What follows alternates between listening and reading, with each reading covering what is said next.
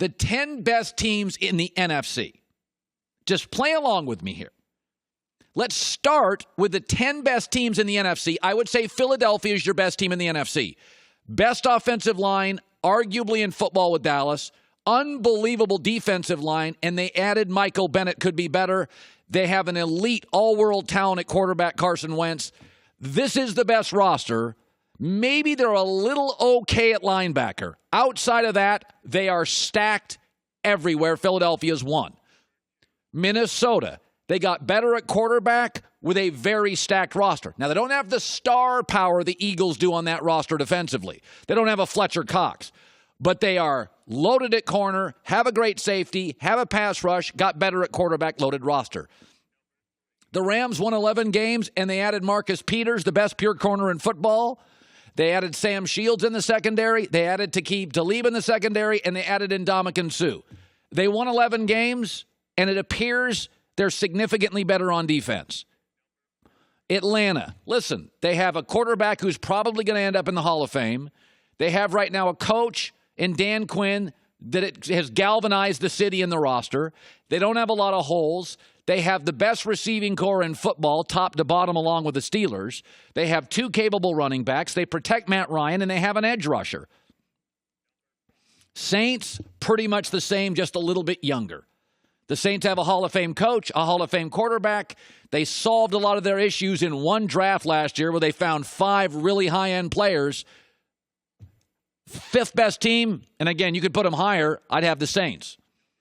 Green Bay's primary weakness has been for several years is the secondary, and they solved it, I think, in this draft. They've got a very good defensive line. They've always overachieved in coaching on the offensive line. They don't have a great running game, but they solved their biggest need. That's corner, and Aaron Rodgers comes back, and they have a very good home field advantage. I know there's still questions on the back end of the defense for the Cowboys, and those are fair questions. But they've probably got the best offensive line in football, the best left tackle, the best running back, arguably, with Todd Gurley.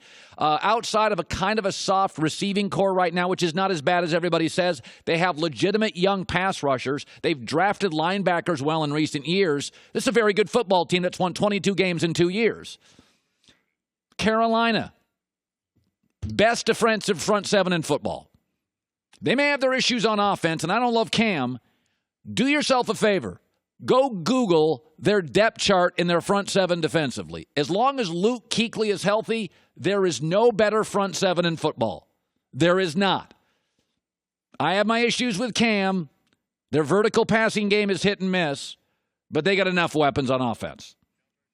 New York Giants, roll your eyes, were 1 year removed from an 11-5 football team that has several elite players. Snacks Harrison, defensive lineman, elite. Janoris Jenkins, top 3 corner in football, elite. Landon Collins, safety, top 4 safety in football, elite. OBJ, one of the top wide receiving prospects. And they got the number 2 pick, Saquon Barkley, the highest rated running back in like 3 years since probably Todd Gurley coming into the NFL. They got all sorts of players. 49ers. And again, I think they're still in a rebuilding mode. Great coach, franchise quarterback, nice defensive front. You can go 10 deep in the NFC until you get to a team that you're like, okay, they're not going to win multiple playoff games, but they're rolling and they got players. Hi, everybody. Thanks for watching. Subscribe here to get the latest from the show.